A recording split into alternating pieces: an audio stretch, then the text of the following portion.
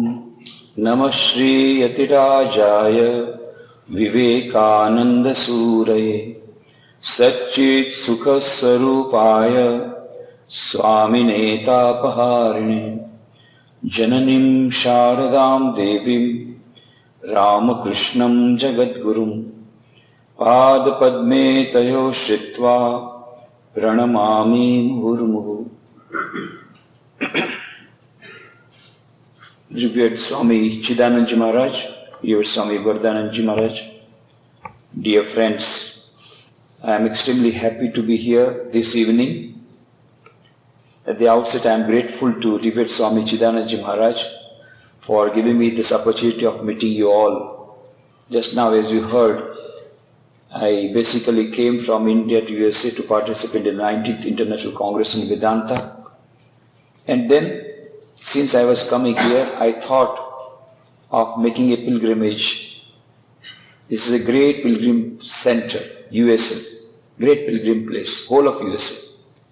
Because the greatest incarnation of Shiva in the modern times, which is Swami Vivekananda, he himself gave his maximum time and energy in USA. More than India, he was partial to USA. So many places have been blessed by the footprints of Swami Vivekananda. I am trying to follow his footprints. So, that International Congress or these lectures, this is all subsidiary. My main aim was to touch the footprints of Swamiji wherever he went. That's why I came 2 days back. From last 2 days, I have been going to the places wherever Swamiji went and fulfilling my dream of more than 40 years. I have been cherishing the dream. A day will be there when I will be in that historical art institute where Swami delivered his historic speech in the world's parliament religions.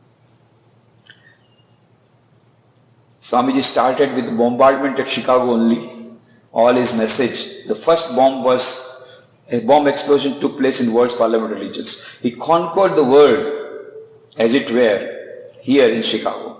Chicago is the place from where Swami Vivekananda started his bombarding, his message of Vedanta. And what a strange coincidence. On 9/11/1893, he gave a warning that if we do not get rid of fundamentalism, already a lot of blood has been shed in the name of religion. Now it's enough. Now we should have harmony for religions. We should say goodbye to fundamentalism. We did not pay any heed to his message. So another 9/11, the world tower broke on 2001, exactly after 108 years. Here in Chicago, he had given this warning. Here in Chicago, he started in so many places. Swamiji stayed. These are all holy places. I'm grateful. I'm very happy that of course, that art institute from externally at least appears the same. That's a great blessing. Inside, interior, they have changed. But one portion they have kept to give us an idea, the exact place where Swamiji gave his speech. That was a big hall. In fact, there were 2 halls, Columbus Hall and Washington Hall. And combiningly, they accommodated about 6,000 to 7,000 people. Now they have made a small auditorium out of those two halls, as you know, and it can accommodate 450 people. But anyway, the exterior is the same. Internally, at least you can sense that particular historical event when you sit there in the auditorium. And they give a pamphlet also nowadays mentioning the name of Swami Vivekananda. And there is a plaque where it has been written that Swamiji spoke here. I was very happy to see that plaque. And also there is a board outside showing that Honorable Swami Vivekananda Way. But this is all thanks to Revered Swami Chidanandaji Maharaj, who patiently went on trying to get these things done. It's very difficult to get these things done. That's very true. After so many years, 1893 this happened, and now just 10 years, less than 10 years back, we have been able to do that. So that's a great achievement. At least the people who are coming there would know this is Swami Vivekananda Way. They will see the inscription Of course, much better would have been to install the statue of Swami Vivekananda, if not at least a photograph of Swami Vivekananda. I hope by the grace of the Holy Trio that also made, because Swamiji is still trying. He has not left the attempts, and I am very happy. We do not know what will happen. But anyway, whatever has been achieved is also a great thing. And I saw the center of Hyde Park today, this morning, the old center, and this center, what a wonderful, such a big complex. I have yet to see the Ganges Township. I'll be seeing on Sunday evening. But this itself is a great achievement. This is a wonderful atmosphere here. So I am very happy to come here, meet you all, particularly touching the footprints of Swamiji. In USA, wherever Swamiji went, I came here on 18th to USA, come to New York. And New York also I went to various places where Swamiji spoke or stayed. And then New Jersey, some lectures were there, and from there to Washington. There also Washington, I tried to go to Baltimore. Fortunately, we could enter the house inside for the first time where Swamiji stayed. And then I have come to Chicago. Here also, some places I have seen where Swamiji had stayed. Most of the houses, of course, have been broken down. New buildings, big buildings have come up. But wherever the old buildings are there, they are cherished. It's a great thing to cherish those memories. But by the very fact that I'm in Chicago, it's a dream come true. It's a dream come true. I still do not know whether I'm dreaming or I'm living. Just now, I am really in Chicago, which I had been cherishing. That words, parliament, religions, there Swamiji made that sensation. Just imagine what would have been the sensation when Swamiji spoke, dear sisters and brothers of America, and 7,000 people rising to their feet, and for 3 minutes the clapping went on. Dr. Barrows, Henry Barrows, the chairman of the Parliament Committee, says in the book, the big book that has come out after the Parliament Religions, that there was a clapping which lasted for more than 2 minutes. Imagine what would have been the atmosphere at that time. And just 5 minutes he spoke. 5 minutes of short speech. Over. Conquered the whole world. India, which was looked upon as the barbarous country and uncivilized country, overnight Swami Vivekananda became a hero. One day earlier, he was sleeping in a boxcar. Just one day earlier. And sitting under a tree, thinking, oh Lord, if this is your desire, that I should die of starvation and cold, let your desire be fulfilled. The moment he told like this, the window opened. Mrs. Hell looked down upon him, came down and helped. This is all looking like a story. As if supposing a feature film is made, we will not have to add any imaginary thing. This itself will become a very big feature film. In fact, the attempt is being made. Many attempts have been made. This is, as you might be aware, that 2013 to 14 is the year, 150th birth anniversary of Swamiji will be celebrated in a grand scale. Already the preparation has been started 2 years back. A central committee has been made. The Prime Minister of India is the chairman. They have released 100 crores of rupees for the celebration to start with. And there are so many other things will be coming up. One of the agenda is to have a feature film on Swami Vivekananda of the standard of Attenborough's film on Mahatma Gandhi. I do not know whether it will take place, but if it takes place, it's going to revolutionize. Then Swamiji's message will go to every house, to every student. But in that, you will have to have minimum of imagination, because all the dramatic events, the way in which dramatic events have all happened in the life of Swamiji. Here he is coming to Chicago and then not knowing where to go, and then finding out that he cannot be entered, then going to Boston and coming back, for losing the address, taking the shelter under a boxcar, and then living under a tree, not getting food, and resigning to the Lord. Mrs. Hell taking him to the Parliament Religions. After long attempts getting an entry, he had no credentials. Then Professor John Henry Wright met him accidentally and then told him, that you ought to go. And then he said, I had come for that purpose, but I do not have credentials. And Professor Wright said, what? To ask credentials from you is like asking the sun as to what right it has to shine on the earth. And then he gave the introduction. Here is a man who is more learned than all our professors put together. And then Swamiji getting the admission. And then again and again the chairman is announcing his name. He said, not now, afterwards, because he had not prepared any speech. He came in an informal way. He was not being sent by any Hindu organization. And other prepared persons had come all prepared with prepared speeches. He had not prepared any speech. And for the first time he was seeing so much of crowd, 7,000 people. He never imagined that there will be so many people. And so he was little nervous. Then the chairman said, this is the last chance. If you want to speak, then speak. Then he rose up and just with the grace of Sri Ramakrishna, only first word, dear sisters and brothers of America. And all 7,000 people standing and giving standing ovation and then clapping and clapping and clapping. First Swamiji thought, what is the matter? Have I done any mistake? But then he later on understood. And then 5 minutes of speech and it changed the whole scene. India, which was looked upon, became the greatest country in the world. That Indian culture, civilization became very important. The New York Herald wrote, the greatest figure in the Parliament of Religions is Swami Vivekananda. And after listening to him, we feel how foolish on our part to send missionaries to India. Their religion is so great that rather we should invite missionaries from India. The whole scene changed.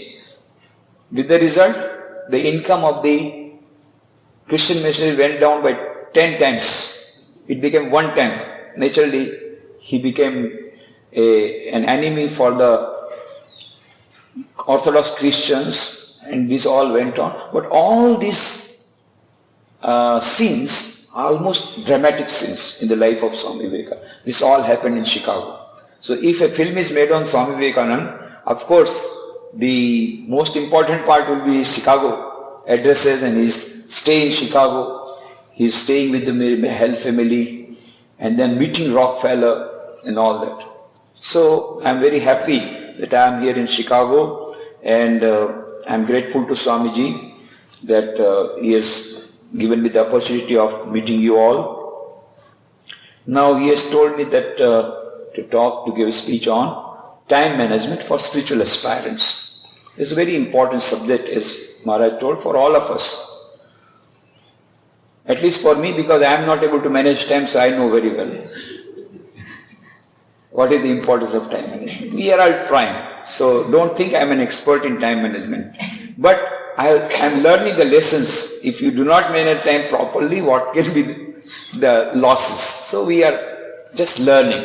I am a co-traveler with you. We are traveling in the same ship. But time management is very important for all the people. In fact, in the corporate sector, now time management has become very important. A very tough competition has come up, particularly with the recession. Still more competition. Many companies are now, their very question of survival has come. So naturally they want all the executives to have the best of time management, but they want time management for maximum of productivity and maximum of profitability. Okay. But for them it has become very important. Now understand how much more important is time management for spiritual aspirants, because their aim is to get more money and more profit, that's all. But here, a spiritual aspirant wants to have infinite happiness, infinite joy, infinite bliss, infinite knowledge, eternal life, that also within a span of maximum 100 years before he dies. In this very life, a spiritual aspirant wants to realize God, wants to fulfill his aim of life. In fact, what is a spiritual aspirant, first of all? A spiritual aspirant who aspires after spirituality. What is spirituality? Spirituality is nothing but manifesting the divine within, and thus achieving eternal life, eternal happiness, eternal peace. That is the aim of every spiritual aspirant, manifesting the divine within. or you may say God realization, or getting mukti of freedom. There are various ways, or nirvana. There are various ways in which you say. But all these things, a spiritual aspirant wants to achieve that in this very life. In this very life. So, Adi Shankaracharya says, Dullabham evam etatrayam devanugraha hetukam manushyatvam mumukshatvam mahapurusha sanshaya. Three things are rare in this world, and they are achieved only by the God's grace. What are the three things? Manushyatvam, a human birth. Mumukshatvam, desire for emancipation. And Mahapurusha Sanshaya, the privilege of holy company, or privilege of getting a good guide, spiritual guide. Now, I remember Swami Kailashananji was one of a great spiritual personality of our order. Later on he became one of the vice presidents of our order. When he was in Chennai, I was also in Chennai at that time. I had not yet joined, but I was living in a monastery. One day Kailashananji was, while talking to the devotees, he became very much excited. He said, who has given you guarantee? Who? Who has given you guarantee that you will become a human being in the next birth? Who? What is the guarantee? Has anybody given you guarantee that you will become a human birth? He was telling him to go for spiritual practices regularly. So he was admonishing him. Who has given the guarantee that you will be born as a human being? And even if you are born as a human being, is there any guarantee that you will have such spiritual aspiration? There are so many human beings. More than 600 crores, 6,000 million people on this earth. How many are aspiring for spirituality? 1 in a million. Previously it was 1 in 1,000. Now it is 1 in a million. Real spirituality, of course. I am not talking about external religion. There are thousands. There are many people. But most of the people who are going there for external rituals. They are not following spiritual path. They are going to this temple or church or a mosque just for showing to others that they are going. Number one. And number two, they go for getting something. They do not want God. They want from God. They do not want God. They want from God. So when there is calamity, they want to achieve something, then they go to God. So there are so many people who are going to temple, churches, mosques. But how many are real spiritual aspirants? The equation was given by Sri Krishna in the Bhagavad Gita. Manushyanam sahasreshu kaschit yatati siddhaye yatatam api siddhanam kaschin mam veti tatvata. Out of thousands only one aspires for that knowledge, and out of those who are such aspiring, one gets. So it's a rare thing. So we are very fortunate. Those who are spiritual aspirants, they are very fortunate that they have become spiritual aspirants. If you really become a spiritual aspirant, that means you are aspiring for spirituality, not aspiring for a better job. There is no harm in getting more money or more power and position and all that. No, it's okay. Worldly aim and all that. That's a part of the whole part of the game. When you are living, you want all these things. But the aim of life is not to go for name and fame and publicity and for earning money or for all these things. If that is been already settled in your mind, that the purpose of life is to realize God, is to have manifest the divinity. And when we are living in the world, we have to have a household. For household maintenance, we have to have money, and all that is okay. But how many are real spiritual aspirants? Very few. Most of the people are just following religion as a matter of ritual. So there is no guarantee that we will be born as human beings next birth, after death. If before death we have not achieved, those who do not try to achieve, those who do not try to aspire for spirituality while living in this world, before they die, Shankaracharya says they are all committing suicide. It's a spiritual suicide.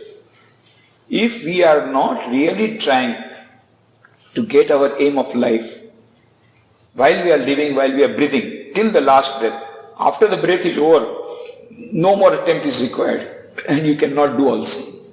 Till the last breath only you can attempt. That's all. You can take the name of the Lord till breath is there. When the breath is gone, somebody else has to take your name of the Lord for you, not you can't take it. Gone. So, before we die, before the last breath goes, we have to achieve whatever we want to achieve. There is no guarantee that we will be born as a human being next birth. Even if you are born, there is no guarantee that we will become spiritual aspirants, aspiring for real spirituality. And even if that is there, there is no guarantee we will get such a holy company, such a privilege of such a great holy guru or a holy teacher, guidance of such a holy teacher that we have all, most of us have got. It's no guarantee. With so many punyas of so many births, thousands of births, that we got this human birth. Not only that, then we also got the aspiration for becoming a genuine spiritual aspirant. Not only that, most of us have got the company of holy people, the grace of God and the grace of Guru. We have also got Mantra Diksha, or we have got a teacher, Guru. That's a great thing. We may not get such a great Guru in the next birth. It is no guarantee. Knowing full well is a great privilege. So now imagine, time management is very important for all, but much more important for a spiritual aspirant, because in this very life, he wants to achieve the goal before he dies. And the death, when it comes, we do not know. There is no guarantee that after 1 minute, we will be surviving.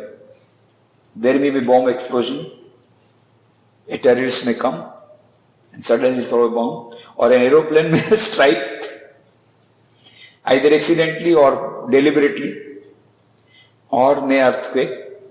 Anything can happen anytime, or we may get heart attack and die just now. Anything can happen anytime. There is no guarantee that we will survive next month. The most certain thing in this world is death, and the most uncertain thing is the time of death. Yudhishthira asked this question by Yaksha, Kim Ashcharyam, what is the most wonderful thing in the world?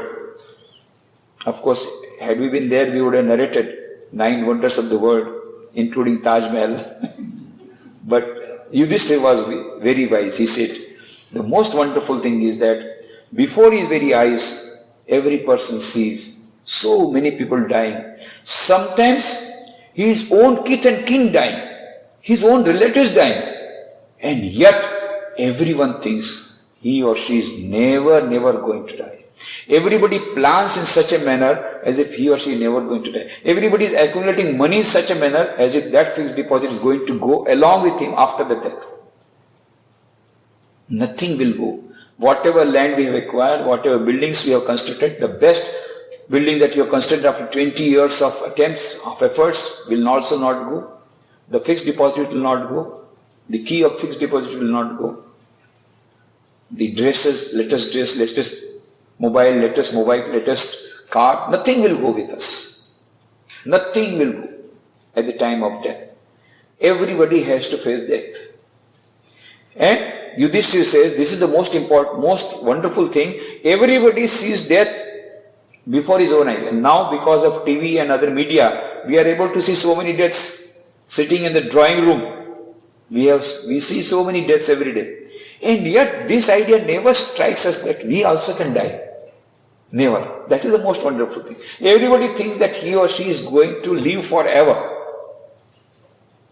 This is the most important. So, knowing full well that the most certain thing is the death, and the most uncertain thing is the time of death, we have to, this time management becomes very much more important, because there is no guarantee that will survive for 100 years, which is an average life, or the maximum lifespan that has been given. There is no such guarantee.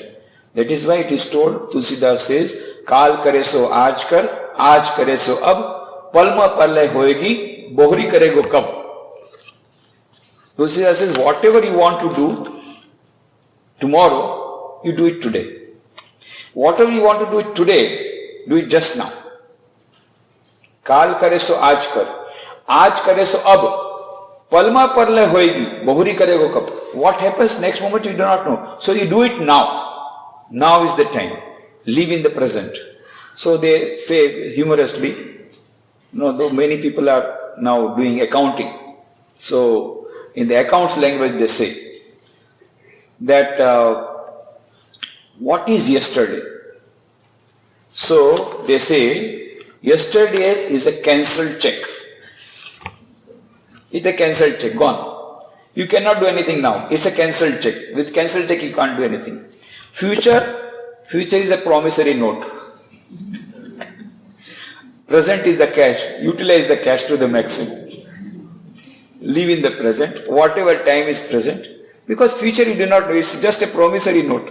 And the promise, now you can't believe on anybody's promise. Yeah. So best thing is to live in the present, utilize the cash.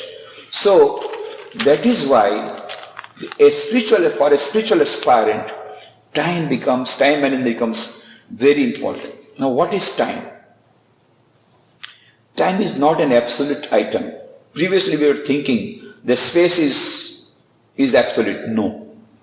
Later on it was thought that time is absolute. It is also not. They are all relative. And so Einstein says space and time, they are all relative items. That we can see also. We can feel also. Supposing we are enjoying some very good item. For us the time becomes very short. 1 hour passes like in 1 minute. And when we are in distress, even one minute becomes like 1 hour. 1 hour becomes like 20 hours. When we are in distress, the time becomes very long. Very long. So time is a relative item. The absolute is beyond time and space. That is what Einstein said. But Swami Vivekananda says, based on his Vedantic knowledge, he goes one step forward. No, not only time and space, but causation. And time, space and causation, all these three make up Maya. The absolute is beyond Maya. The aim of life is to go beyond Maya. The aim of life is to go beyond time. Ultimate aim on life is to go beyond time. But as long as we are within time, we have to have time management. Once we go beyond time, no. In Samadhi state, time becomes indeterminate. In Samadhi state, time becomes indeterminate. So, we are not talking about that stage. As long as we have not yet achieved Samadhi state, till that time, and we are trying to get that Samadhi state, for all of us, the spiritual aspirants, this time management becomes very important. So, now, some people they say, time is money. But actually time is not money. Time is more important than money. Why? Because supposing if you lose $10 million in your business, it's possible to recover the loss after some time. But the time that is gone can never come back. The time that is once gone can never come back. And there is a beautiful idea of the time deposit. In everybody's account, every day in the morning, $86,400 are deposited in your account. Every day in the morning. The condition is, whatever money you will spend, that is yours. Whatever you can't spend cannot be carried forward. Next day again $86,400 will be deposited in your account. So what we should do? We should try to utilize each and every dollar. Because it will not be carried forward. Whatever you can't utilize will go west. Similarly, time deposit, 86,400 seconds are deposited in everybody's account. Nobody gets 1 second more, nobody gets 1 second less. Everybody's account, 24 hours. 86,400 seconds are deposited in everybody's account. Now whatever seconds we make use of, that are ours, the rest go west. Next day again you will get 86,400 seconds. But these seconds are gone. So our aim is to utilize each and every second. Now, some sociologists have made an analysis that an average person, a person on average lives 70 years. But there is no guarantee that we all live in 70 years. No guarantee. Average person, taking for granted that average person's lifespan is 70 years, then they have made a survey. Out of these 70 years, 28 years go for sleeping. 28 years go for sleeping out of these 70 years. Then recreation takes 8 years. Illness takes 6 years, whether you want it or not. Sometimes we have to get ill, 6 years. Then traveling 5 years, for me it will be much more. Eating 4 years, for some it may be more. Dressing 3 years, of course, for it will differ from men and women. Study 10 years, work 6 years, spiritual practices nil. For average person, I am telling you. And if you are doing regularly, as told by your guru, spiritual practices morning and evening, half an hour every day regularly, without fail, including on Sundays, including on holidays, including on special days. If you are really doing that, then you are spending 1 year of spiritual practices out of 70 years. Now imagine, within 1 year we want to achieve everything. So far we are thinking that we will be living eternally and there are so much many years to come and we will have nice spiritual practice afterwards when we get retired. So many people say, Swamiji, don't worry. After retirement, I will show you what is spiritual practice. Yes, they say. I ask many people in India, I ask many people, why are you not coming? Oh, don't you so know, Swamiji, so many engagements, so much of work to do, this and that. But I will show you what is real spiritual. Let me get retired. After retirement, first of all, he was at least coming once a week. Now he not visible once a week also. I said, what happened? After the spiritual, after this whole thing, you were after retirement. He said, what to do? You see, actually I want to come, but what has happened that my mother-in-law has been hospitalized, so I have to look after her. Then afterwards, again I asked, why you didn't come last week? Oh, I went for cremation ground. To the cremation ground, somebody died. Then again I asked, this week, why didn't you come? I went for the marriage of my nephew. So marriage and cremation ground, death ceremony, all these things, because over the years the relationships are multiplying, that he never thought that within so many years, so many of his nephews and sons and daughters, all will get married and they will have their children and they will have their own ceremonies, they will have their birthday parties, and then so many will die in between. So whenever somebody dies, he has to go there. So it is multiplying, relationships are multiplying and the social commitments are multiplying. Ultimately, after retirement, he is getting much less time for spiritual practices. I have got the experience. So most of us are thinking, after retirement we will do spiritual practices. Now let us do our worldly work. It cannot be done. If it cannot be done today, I can assure you, it cannot be done tomorrow. Day after tomorrow, it's going to be much more difficult. Why? We are not taking into account the various contingencies. We believe that our health will be as it is now. It will not be.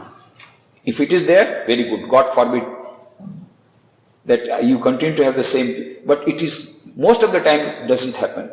So many types of ailments, physical ailments also come, mental ailments come, and our productivity goes on decreasing. That is why Mother Sharda Devi said, whatever you want to achieve before 30 years to do it. If you want to go on a pilgrimage, before 30. If you want to do spiritual practice, before 30. After that, very difficult. And what we are thinking, after 60 we will do everything. Not before 60. So, time management is much more important for spiritual aspirants. So, and there, how much you live is not important. How you live is important. Swami Vivekananda lived only for 39 years. I am going to speak more on day after tomorrow when I will say why did he live for such a short time. But he said, I have given enough for next 1500 years. So though he lived short, he gave maximum. So how you live is more important than how much you live. That is number one. So that is why when you are living, now imagine if out of 70 years only 1 year maximum you are getting for spirituality rest, all the things are getting vested. How much more important for us to have time management. Now it is there that one equation we have to remember, that we are thinking morning half an hour and evening half an hour is spiritual practice. The rest all secular activities. This compartmentalization has to be removed.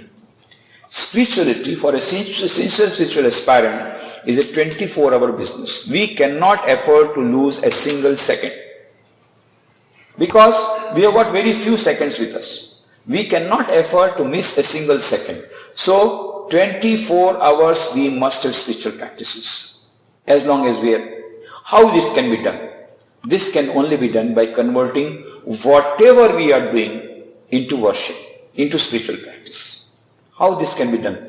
That is a formula. Swami Vivekananda gave that formula of Karma Yoga, converting work into worship. And that is why Nivedita said in the introduction to the complete verse of Swami Vivekananda, she says, this is the realization which makes Vivekananda the great preacher of karma, not as divorced from, but as expressing Jnana and Bhakti. To him the workshop, the farmyard, the laboratory are as true and fit scenes for meeting God with men at the door of a temple or the cell of a monk. So each and every activity has to be no difference henceforth between sacred and secular. This difference we have to remove. No difference henceforth between sacred and secular. Each and every activity has to be spiritualized. But that will not come in a day. Unless and until we are able to do our spiritual practices as told by our Guru in very sincere way for a long period of time to come, we will not be able to convert work into worship. That is, one of our senior monks, he asked me, what are you doing? Karma Yoga or Karma Bhoga? Whatever work we do is Karma Bhoga. Because we will have to bear the fruit of our action. If we are doing good work, we will have to get good result. That also will bind us. If we get bad work, we will get bad fruit. That also will bind us. If we have to go beyond this bondage, then we have to convert into Karma Yoga. That requires special type of efforts to convert work into worship. There are various ways of converting work into worship. I am not going to talk about that because time management. But time management, one of the basic principles is not to have only half an hour morning and evening. That of course we shall try to do. It's a must. Apart from that, whatever maximum time we can do spiritual practices, we must do it, number one. And then all the other times also has to be converted into worship. How this can be done? By spiritualizing our outlook. We have to change our outlook of life. Whatever we are doing for the sake of the Lord. Swami Vireshwaranand Ji, the 10th president of our Ramakrishna order, he used to say, how to convert work into worship? He said, practice sandwich sadhana. What is sandwich sadhana? Now, these mothers, they are sitting here, they know how to prepare the sandwich. They take a piece of bread and then they put some chutney or some butter or some tomato or some masala, something they will put on that piece of bread. And again they will put another piece of bread over that. That becomes a sandwich. Similarly, in the day, morning when you get up, early morning when you get up, very difficult. Anyway, whatever time you get up, because of modern lifestyle, it has become very difficult to get up early morning. Whatever time you get up, oh Lord, whatever I will be doing whole day is all dedicated unto you, the work dedicated unto you, and the fruits also dedicated unto you. This is one piece of bread. Then whole day you go on doing work, that is masala, that is all the ingredients. And then last, while going to bed, oh Lord, whatever I have done today, good or bad, all dedicated to you. From tomorrow I will try to do much better. But whatever I have done today is all dedicated unto you, and work is dedicated to you, and the fruits also dedicated to you. Another piece of bread, the sandwich is over. That is sandwich sadhana. So morning start with prayer, night end with prayer. In between whole day, whatever we are working has to be dedicated to the Lord. And then, if possible, try to make some small sandwiches also. That is, while going to the office, oh Lord, I am now going to the office. Whatever I will do in the office is dedicated to you, and fruits also dedicated to you. After coming back from the office, oh Lord, whatever I have done in the office, good or bad, dedicated to you. From tomorrow I will try to do better. And the fruits also dedicated unto you. So this is sandwich. So prepare small sandwiches from time to time. A time will come when you don't have to prepare sandwich. Why? Work becomes worship. Practice of the presence of God, Brother Lawrence. He says later on, it was it was difficult for him to forget God during work, as difficult as it was to remember God during work before starting the sadhana. Then it became impossible for him to forget God. So a time will come when we will be able to remember God with all our activities. So converting work into worship. There's a beautiful song in Bengali that gives also one of the secrets of converting each work, each and every activity into worship. मन बोली भज काली इच्छा होय तो जे आचारे गुरु दत्त महामंत्र दिवानिशी जपो कर. What is that? मन बोली भज काली. Oh my mind, I am telling you, go on worshipping Mother Kali, go on worshipping the Divine Mother, day and night. मन बोली भज काली इच्छा है तोर जे आचारे. Whatever you are doing, मन बोली भज काली इच्छा है तोर जे आचारे गुरु दत्त महामंत्र दिवानिशी जपो कर. Day and night, take the name of the Mother. Day and night, take the name of the Lord. This is what Sri Ramakrishna told. Swami Vivekananda was singing a song. That time he was a college student. So both were good singers. So he used to sing song. So Swamiji was singing song. भजरे मन दिन रात, मन रे भजोरे मन दिन रात, भगवान का ईश्वर का नाम भगवान का भजन का दिन रात करो. Day and night, take the name of the Lord. Sri Ramakrishna says, stop. You are saying, you are doing only, taking the name of the Lord only twice a day. Morning and evening. And you are telling day and night worship. You say whatever you are doing. Humorously he says. So, we have to take the name of the Lord continuously, inside, by constant japa. That is all a long sadhana. But we have to practice, try to practice it. Gradually it will become. So we have to try. The other great people, they have tried, they have been successful. There is no reason why we can be not say. Maybe it will take more time because of our impurities of mind, but it is possible for some, it is possible for others. We have to gradually try. So try to remember God, take the name of the Lord during all the activities. That is what is told in this song. Then Shayane Pranama Gyan, Nidra karo maa ke dhyan, Ahar karo mane karo, Ahuti di shama mare. Shayane Pranama Gyan. When you are sleeping, you think that you are prostrating before Mother. Shayane Pranama Gyan, Nidra karo maa ke dhyan. And when you are fast asleep, think that you are meditating on Mother. You think that you are meditating on Mother. You are not sleeping. You are meditating on Mother. So 28 hours, 28 years gone, sleep. Now we have got back 28 years. Why? It is not sleep. It is meditation on Divine Mother. It is meditation God that I am doing. So 28 years gone, coming back. Similarly, Shayane Pranam Gyan, Nidra karo maa ke dhyan, Ahar karo mane karo, Ahuti di shama. And when you are taking food, don't think I am taking food. What I am doing? I am offering to the Mother who is inside. Then it becomes a worship. So, we have got back another 4 years, which was spent for taking food. We have got back those years. So, then, Joto shono karna pute, shavi mayar mantra bate, kali panchashat bornamayi, borne nama dhare. Whatever you are hearing, they are all ABCD. Nothing but ABCD. Whatever, in any language. There are some syllables. That all the words have come from Divine Mother. So what you are doing, we are listening to the words of Divine Mother. Because whatever you do is a combination of ABCD or whatever letters. These all letters have come from Panchashat Varnamayi. From Varnamayi it has come. So whatever we are listening to is all letters of Divine Mother. So we are listening to Divine Mother. Whatever we are listening is listening to Divine Mother. Joto shono karna pute, Shabi Mayar mantra bote, Kali Panchashat Varnamayi, Varne Namadhara. Because Kali, what is Divine Mother? Divine Mother is consisting of all the syllabus of the language. Then, Anande Ram Prasad rote, Ma Biraje Sarva Ghate, Nagar Fero Mane Koro, Pradakkhina Shyama Mare.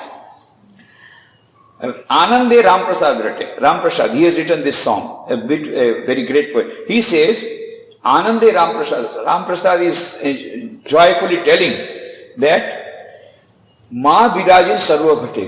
The Divine Mother, the Divine Principle, the Divine Lord is present in each and every human being. This is what Gita says. Ishvara sarvabhutanam hriddesya arjuna tishtati brahmaya sarvabhutani yantra rudhani maya tameva sharanam gaccha sarvabhavena bharata tat prasadat param shantim sthanam prapse shashvatam. Lord is present in every human being. Esha sarveshu bhuteshu gudo atmana prakashate drishyate tagraya buddhya shukshmadarshini, says the Kathopanishad. So inside every human being there is a center of consciousness. So the Divine Mother is present in every human being. So Anande Ram Prasad Rate Ma Biraje Sarva Ghate Nagar Fero Mane Karo Pradakshina Shyama Mare. So when you are going round the city, think that you are circumnating, you are going round Divine Mother. Because the whole thing is Divine Mother. All the human beings are manifestation of the Divine Mother, of the Divine Principle, of the Divine Lord. So when we are going for marketing, no, I am not spending my time in marketing. I am going on a pradakshina of the Divine Mother. When I am going around the city, I am going a pradakshina. So each and every activity can be converted to worship. We will get back all those years. So whole life is a continuous aspiration for spirituality. So every spiritual aspirant has to try to convert work into worship. Now, I'll give the basic principles of time management in a nutshell. In a very brief manner, you think it over, you will get much more principles. And it's easy to remember, so I will start with ABCD. A, analyze. First is A, analyze. Now, analyze your life, analyze what are the priorities of life. Essentially, time management for anybody, essentially is nothing but the setting of priorities of life. Always remember. It is nothing less or nothing more than setting the priorities of life. Set the priorities of life. What do I want? On which? Because there are thousands of books to read. What books I should read? There are thousands of work activities to be performed. So, and we have got limited time, 24 hours. Now, within 24 hours, how much time you should give to study? How much time you should give to cooking? How much time to eating? This is for us to decide. There are many dilemmas that come. There are certain things where we have to strike a balance. If we want to go for earning more money, it requires more time. When you earn more money, which is required, then you are losing in relationships. And if you want to salvage relationships, you lose money. Now, when you are going for both the two, you are missing out on the spiritual practices. So what is more important? For a spiritual aspirant, always remember the priority is God. Priority is spiritual practice. If that is there, so when a time comes when you decide between the two, supposing you are making a loss, if you have to go to a holy company, it means a loss in terms of transportation cost. Yes, it's better to go for a loss of money than missing out on a holy company. This is what an aspirant has to decide. And so, the time which I would have spent on earning money, or the time I would have spent on going for a social function and trying to become more palatable to others, instead of that, I am going for a holy company, inviting criticism from others. That time when I am not going to a spiritual function, to a social function, I am inviting trouble. Yes, I am inviting the trouble deliberately. Why? I know what are the priorities of my life. My priority is spiritual practice. I don't care for what is others' opinion about me. So, it's a setting of the priorities. What do you want? You want a good, sweet relationship with worldly people? A time comes, all our great spiritual leaders, they say, when you go for spiritual practices, if you really want to become sincere spiritual aspirants, a time comes when you have to part your ways with the worldly people. There is no other way out. They will become your enemies. Most of the time, worldly people will become your enemies. They will start criticizing you. Are you prepared? Are you bold enough? Are you ready? Then come to spiritual life. Otherwise, just go in a loose way, but you will not get anything concrete. A time comes. So, socialization and sincere spiritual life, they go ill together. Socialization and too much of socialization and sincere spiritual practices, they go ill together. A time will become. So it's nothing, time management is nothing short or nothing more than setting up the priorities of life. So analyze, what are your priorities of life? What do I want to achieve before I die? Before I die. So that at the time of death I don't have regrets that I did not utilize my time properly. At the last minute there is no use weeping over the things. Oh, I did not do this, I did not do that. At the last moment you ask Yamaraj, please give me one more minute, I could not take the name out, nothing. No more minute. Finish is finished. You had been already given so many seconds. Every day 86,400 seconds were deposited in your account. You did not make use of it. Now no more second. Gone. Gone is gone. So, we should not repent at the time of death. If that is a priority, analyze what are the priorities of my life, number one. Second, analyze how much time I am spending on productive activities, how much time I am spending on unproductive activities. For a spiritual aspirant, productive activities, spiritual practices, or as far as possible. That does not mean sometimes the worldly, for example, you are the main person of a family. It's your duty to earn money. It's a spiritual practice. As a householder, you must earn money and maintain your family. Also, 10% of your income go give as charity, as far as possible. At least some portion you give. This is householder's duty. You are failing your duty if you do not go for earning money. So, retaining that, but there is no end to the aspiration. Once you become millionaire, you want to become billionaire. Once you become billionaire, you want to become multi-billionaire. There is no, so you have to draw a line. So, money is very much required. So, that is why analysis is the most important thing. Analyze what are the priorities of my life. Analyze how much I am utilizing and how much I am spending on the activities which I do not want, which some other people are taking from me. So this analysis is very important. And then once you analyze what are the activities which should be given priority importance, then you have to do budgeting. B is budgeting. Budgeting the time. How much time is required should be given to what items. So normally it is recommended a sincere spiritual aspirant should have budgeting in such a manner that at least morning and evening 1 hour are spent on spiritual practices to start with. If supposing you don't have obligations or commitments, you can increase the time. But some time has to be given for spiritual practices. Secondly, of course, trying to convert work into worship, as I told earlier.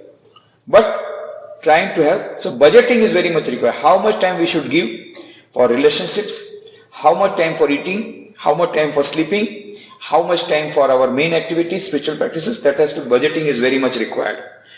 And with B also I will tell one more formula. Bite as much as you can chew. Bite as much as you can chew. Now, we all have a human tendency to take up, the tendency of the work is to increase in itself. The work goes on increasing of itself. The work increases in proportion to the time available. This is Peter's principle of management, but that is also applicable to spiritual aspirants. The activities or the work expands in proportion to the time available. You will have more and more of work. Now today, supposing there is nothing for you to do. All the family members have gone out. You are all alone. Suddenly, you could have easily gone for spiritual practices. But your mind will try to tempt you. Why not prepare some good items and keep it for them when they come back? This idea will come to you. That time you have to decide. If I go on increasing the work, then work is going on increasing. It will go on increasing. So bite as much as you can do. Whatever work I can do without sacrificing my spiritual practices, that much only work I have to take. How much load I can take. That depends upon individual. But that you have to decide. Bite as much as you can chew. And if you bite more than what you can chew, naturally what happens? You know very well. Similarly, when we take up more work, so we have to, in a nutshell, we have to see that we do not become workaholic. If we become workaholic, then we are losing our footing on spiritual practices. But if we really are able to do spiritual practice, if we are able to convert work into worship, that's okay. But then there we have to make it. It's for you to analyze ultimately whether it's really you are able to convert work into worship, how much you are able to do, how much is balancing is very much required. Now this will depend. For some people, for balancing minimum 2 hours are required. For some people half an hour is required. That depends upon the individual. But that you have to find out, the balancing, so that the work becomes worship, so that the karma becomes karma yoga and not karma bhoga. So bite as much as you can chew. I was telling about Kailashanandaji Maharaj. So I had the privilege of serving him for some time. He was from East Bengal. So one day he was getting down a staircase. He was one of the trustees. Naturally, he was one of vice president, so trustee. Then Swamiji was looking after our estate department. Then he scolded, "What is this? Every meeting you have some house to sell, this and that. You know we have estate department. Some people when they die, what do? At the time of death, they prepare a will. And if there is any property in which there is a dispute and they are not able to solve it, they will give as a gift donation to the Ramakrishna Mission. And they will die. And all the problems are now with us. Now, then we find out that is also already a rented property and the fellow is not paying rent from last 30 years and the rent is only 5 rupees and the electricity bill is 500 rupees and we have to pay a 500 rupees bill and all that. Naturally, then with that will, we have to first get it probated and then we have to sell that property. We do not keep the property, then there is return. And the income of this property, 50% should go to this orphanage, 25% should go to TB hospital, so then we have to keep that account. I was in State Department so for 2 years. So we have to do all that. So all that work. So the tendency of, ours is that let us finish it off, let us sell them off once for all, keep the fixed deposit and give it to and keep it for various purposes. That is what we are trying to do. So that, because it's a very big thing. Every day there is some problem, there is some police we have to call, some person is doing this mischief, then he is not paying electricity, somebody is not paying rent, there is water leakage, so we have to go there and put the water leakage, that water pipe all right. All these people, rented people, so we said that sell the property. That's the best thing. So we are going on selling. So every meeting there will be something to sell off. And then they have to pass the resolution that this property should be sold. So this Swamiji asked, what is the matter? Every time you are having some property sold. Maharaj, now everything will be over. Within a few days, now work will be over. Then Swamiji, who was so senior, he just bowed down. He bowed down to that junior brahmachari. He was brahmachari at that time. He was not yet a monk. You know, we get sannyasa after 9 years of training. So he was under training. He bowed down. And that brahmachari became so much afraid. He just prostrated. Maharaj, please forgive me if I have done some mistake. No. So far I had thought that the work does not cease. The work does not become. It is the man who dies. Now you are teaching me a new lesson that the work will end. অতক্ষণ আমি শুনিয়েছিলাম মানুষ শেষ হইয়া যায়, এখন তোমার কাছে শুনলাম কাজ শেষ হইয়া যাবে. He was from East Bengal. So far I had been learning that the persons they go while working, they die. Now you are giving me a new lesson that the work will end. Work will never end. কাজ শেষ হইয়া যাবে, কাজ শেষ হয় না, মানুষ কাজ করতে করতে শেষ হইয়া যায়. Work never ends. Man gets his man's life is ended by doing work, but the work can never cease. Work will go on expanding. This is the nature of the work. So, bite as much as you can chew. See, combine the activities wherever possible. There are many activities we can combine. For example, we are traveling. Now it is a wastage of time, but if you want, you can have some books, carry some notebook, write down your pending work, remember what are things to be done, what are the items to be worked, you write down, have a note, prepare the note. If you, whatever you could not do, you wanted to write diary, do that time. Read some books which you could not read, you can take the books with you. Supposing, if that is also not possible, supposing you did not get any space, you are going by the train, you are standing. Of course, standing also you can read, but that becomes a little more difficult. You do mantra japam. One student, she was in engineering college. So I said that every day you must read minimum half an hour Swamiji's books. She was very sincere, and she will give compliance report every month to me that yes, I read, so these are the books I read every day, minimum half an hour. What are the books I have read? She will say. Then once she repeated that every day I have to go by bus, I don't get sitting accommodation, so I could not read the book, but all the time I was trying to do japam.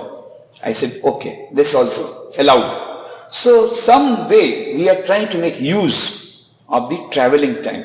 So similarly, if you are traveling by car, nowadays MP3 are there, e-satsang you can do, is e-business, e-satsang is easy now with the technology. So just put on an MP3 of some good lecture or a good bhajan, devotional song, and along with that you are also enjoying the satsang, and along with that you are traveling.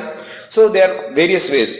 Myself, Bhogi Bhai were coming, so we put on the cassette CD of Bhuteshananji Maharaj, and wonderful, we enjoyed.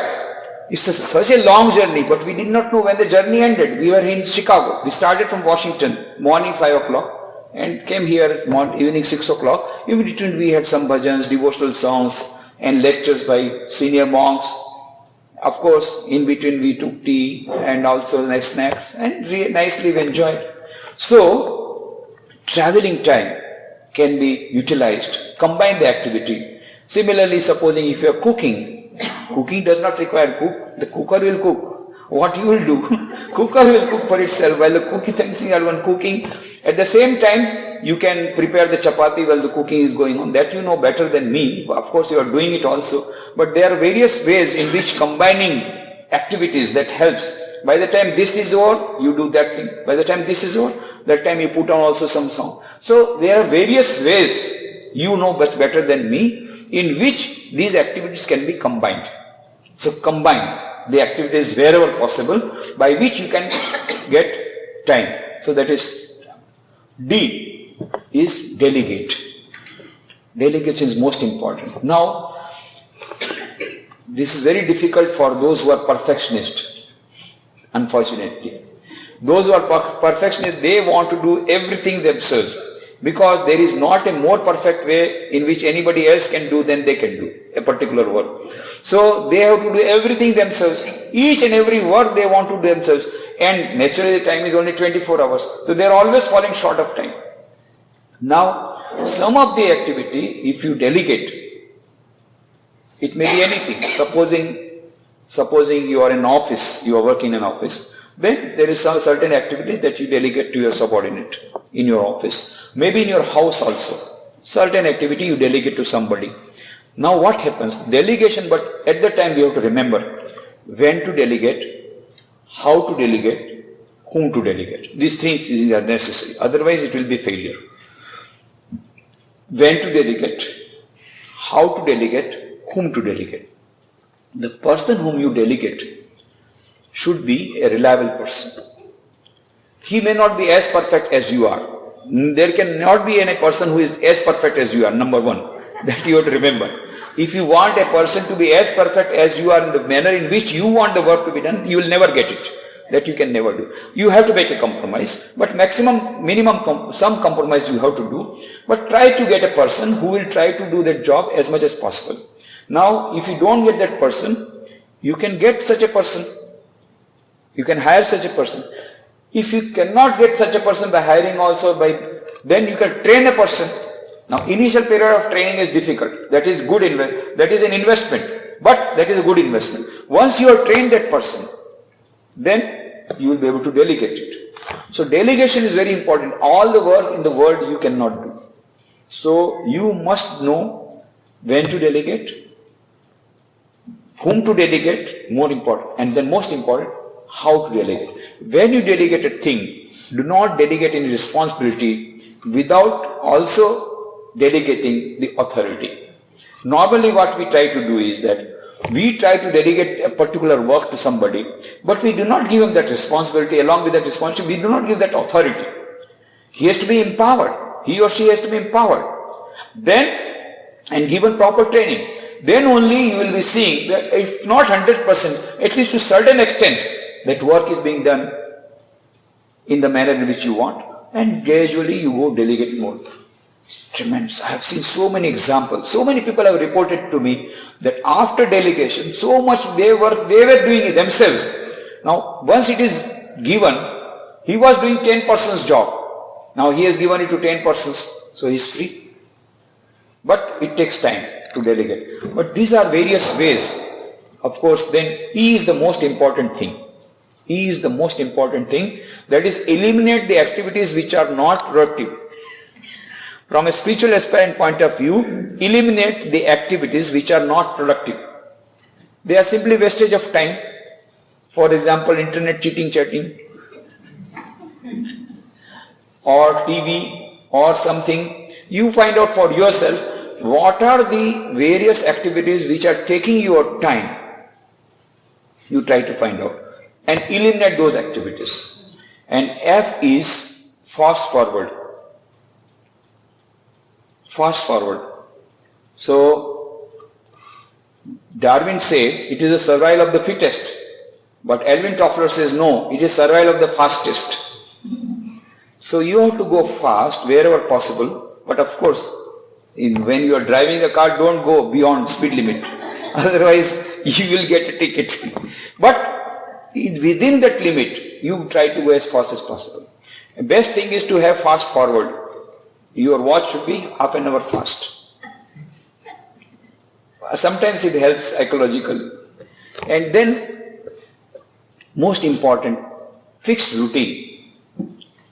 Swami Virjanandaji Maharaj says in his book on Towards the Goal Supreme, Paramarth Prasanga, that every spiritual aspirant should have a fixed routine. In the beginning, it helps in controlling the mind also, and also in time management. So have a routine, but very difficult to follow the routine. That's the problem. Doesn't matter. Make a routine. Even if you're not able to follow 100%, don't worry. Make another routine which is more practicable.